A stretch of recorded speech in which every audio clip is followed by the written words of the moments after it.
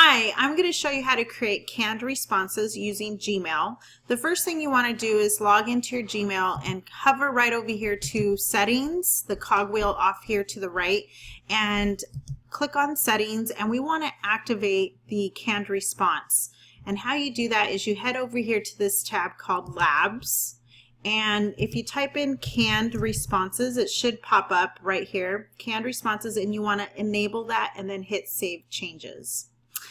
Once you're done with that, then you will come over here to your emails, and actually I already have one up, so let me expand this. You want to create email templates for the various emails that you send out consistently within your business. So I would brainstorm what those are and create the verbiage for them. And once you do that, then you can create this canned response. So in this example, I'm going to show you how I've put some content in here. This may not necessarily be your verbiage, but this is just an example.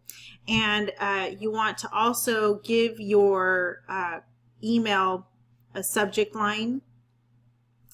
I would keep in mind the title, or use this as the subject line as the title to your email. So if this is a welcome email, you would write that in there, or a forgot your contract. You may need to change the subject line when you create the actual canned response, and I'll show you that here in a minute. So once you're done writing what you need to write, you hover down here to the bottom right hand corner, and there's a down arrow, and you want to go to canned responses, and just hovering over it, it will list all your canned responses that you have created, the ones that you've saved, and then also any ones that you've deleted.